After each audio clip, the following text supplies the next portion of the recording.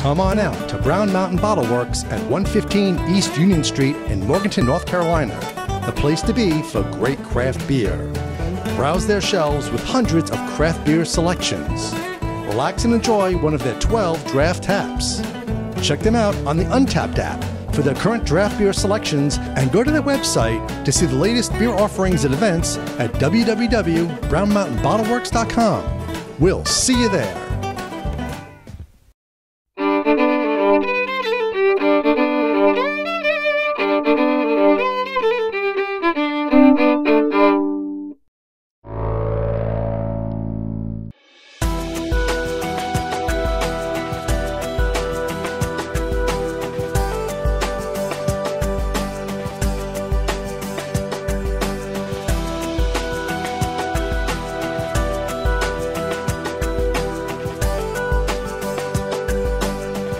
Hi, I'm Glenn, Dave behind the camera. We're the NC Beer guys. Welcome to another episode of NC Beer Buzz.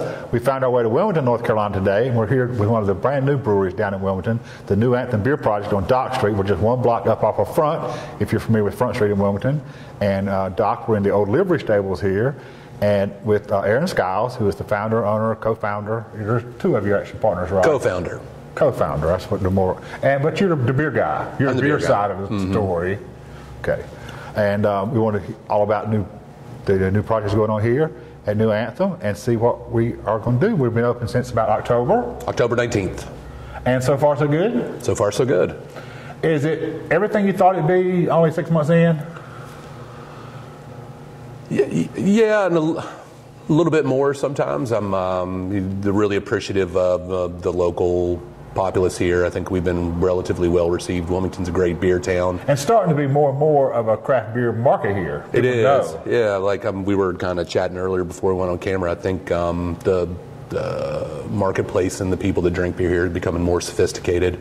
Which is a challenge and a plus for you. It is, as the demographic grows. I mean, as it expands outside of that kind of 21 to 40-year-old aspect. There are a lot of people that have been drinking beer for 30, 40, 50 years, have had maybe an awakening. And right. Yeah, I see the demographics changing. Every time I go out, I see like larger scope of beer drinkers from 21, I would say 18, but 18's that's right. 21 to 60s and 70s, and we get it's really encouraging. So you get a mixed crowd. Oh, absolutely. Okay. And we're being in Front Street in Wilmington, and some people think of that as seasonal. Now, you've not really been open in the season yet. You've kind of been through the winter, the so-called slow season, but you were saying again off camera that actually you've been surprised at how well you've done even in the winter months and early spring now. Pleasantly surprised. Yeah. So maybe our biggest time is still ahead of us this summer. I hope so. Or so will it be seasonal, you think? Right down on the waterfront? Yes, with regards to kind of the tourist season, we do get, and kind of segue, I think we're starting to see more people traveling to Wilmington in general just for beer, and that's like especially from the Triangle and Charlotte and Winston-Salem, Greensboro area as well. So that's encouraging. But because for so many years, for you guys who don't know, Front Street was the only brewery that was here, and it's just down the block here on Front Street. But now there are 5, 6. Depending on how you count and what day it is? Depends on how far you want to walk. And what you want to consider, right? Yeah, there's 5 breweries within walking distance from here. And several more with just a short drive up College Road or Market Street. Right. And all that brings a certain synergy to the beer business, as you were saying, and a more educated consumer. It certainly does. Does that push you in directions that you didn't know that you'd go in? How tied are you to the marketplace? Like, did you always know you'd brew an IPA? Oh, absolutely. I love IPAs. And, you look at all the analytics, and what is it, 61 to 67% of all search beers are IPAs. It makes sense to brew an IPA and have as good IPA as you can. Right. And, but I'm not hanging my hat on that. I love a lot of the beers we make. And what do we know as the new Anthem beers? Is there a theme? Is there a style mission that's going to be New Anthem? No, I do. Brew all over the continuum. I guess you could look at just like the materials we use. Really love Belgian styles, farmhouse styles. Okay. Our first, kind of 4 months in, it's all about wort production and making sure that we can make consistent beers, whether it's in finishing gravity and flavors, and then we're going to not expand, but kind of open our portfolio into some mixed fermentation stuff. Continue to kind of progress and do more experimental stuff. So we make some Belgian beers. I stick kind of on the English side, on the darker stuff. I think. Is that a personal preference? Yeah, or that's absolutely. Your experience background? No, it's just what I like. Just what you like. I think. So start there, and then we'll see where we go. Yeah, absolutely. We're always going to keep 3 or 4 hoppy beers on, whether it's a rye pale or whether it's a double IPA or an IPA, and we'll run through kind of varying degrees of dark beers with some fun adjuncts, and hopefully get into some barrel projects here really soon. Now, so far we are a lot of retail space here for the tap area, beautiful tap space, horseshoe bar. You've got some local accounts. People can drink some new beer, new Anthem beer at other places. Mostly local accounts so far. Mostly local accounts. We just got some beer into Jughead's in Winston-Salem. Okay. Jughead's were really nice enough. They came down and drank some beers here, and we talked. They picked up a couple of kegs. So you're not making a big effort to push your beer out, but if somebody comes down and wants to take some back to where they came from. Absolutely. If we can spare the beer, we'll sell it. We're not being shy about selling the beer, but my focus right now is you got to meet the demands of the tap room. And trying to make good beers before I overextend ourselves, and just focus on the quality of the beer first. And our viewers can see our production system behind us, but describe this system. What are you brewing on? We're brewing on a 10-barrel standard 2-vessel system with a cold liquor tank, a hot liquor tank. We have about 50 barrels worth of fermentation space in the back. As of Tuesday, it'll be 90 barrels of fermentation space. We're getting 2 more tanks in. We serve beer off of 4, 10, 11 barrel brights, and those are kind of 4 house beers. Everything else we keg. We're getting 2 20-barrel unis in that we're going to start doing some packaged product, hopefully by first week April. Okay, so bottles, cans, mobile can unit, and so you think that'll be April? Did you just say that April for cans? And that's a little iffy. No, it may be the last week of March. Okay. We'll have fermenting beer. We'll have 40 barrels of fermenting beer by Tuesday of the following week. So. I got you. Okay, good. What opportunity does that bring you when you've got packages, other than just having draft? I could talk about this for hours. What I think a packaged product is. One, it allows for a fresher, brighter, especially in hoppy beer product for people to be able to take home with them, whether it's a 4-pack or 16. So the beer's more mobile. More mobile. Hang up I have with the packaging, like in growlers or crowlers, and a lot of people do that really well, is some consumers maybe don't take care of it very well.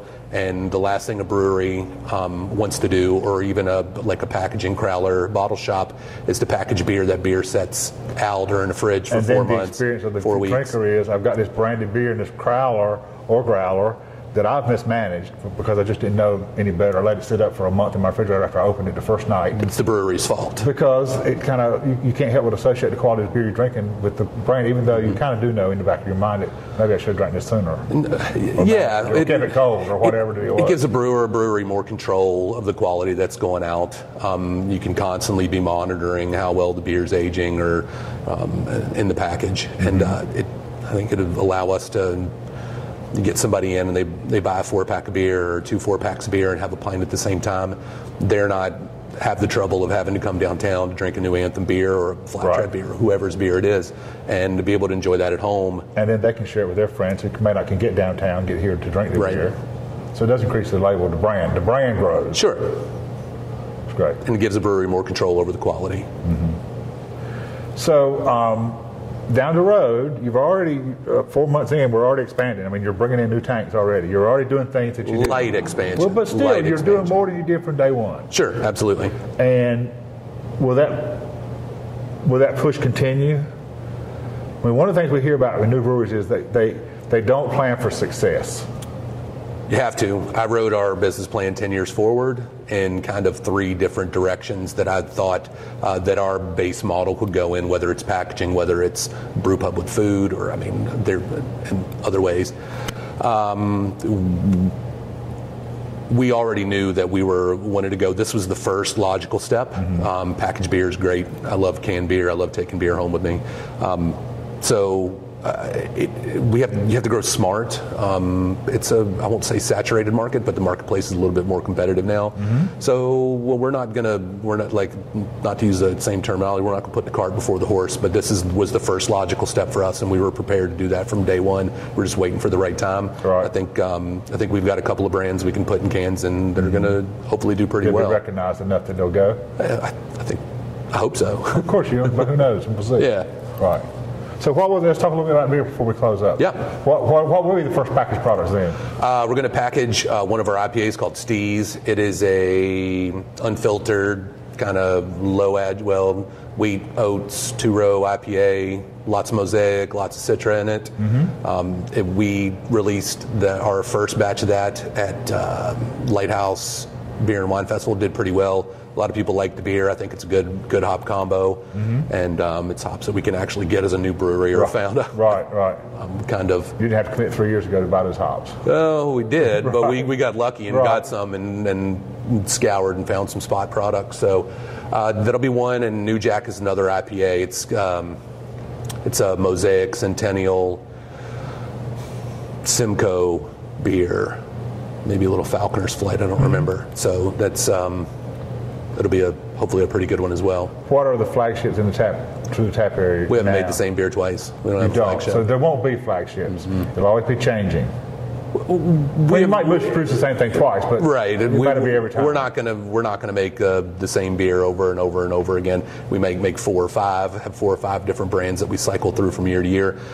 Our model is we want to keep things fresh. We don't want to get people's palate tired of drinking the same beer all over, regardless. And some people do very, very well with that. There's a lot of really good flagship beers out there that I'll drink all the time. Of course. But it's not necessarily what everybody has to do.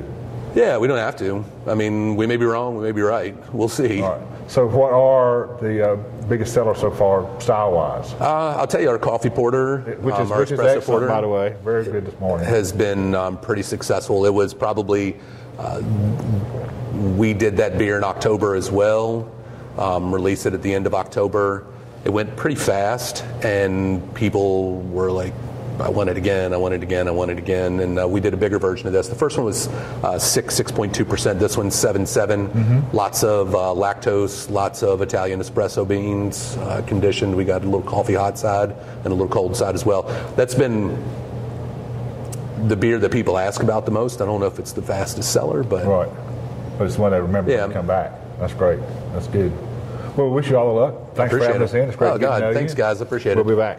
Until next time, remember when you're in Wilmington, check out these guys on Dock Street, the new Anthem Beer Project. Say hey to Aaron if he's here. Until next time, this is David Venter reminding you to drink local and keep your beer dollars in North Carolina.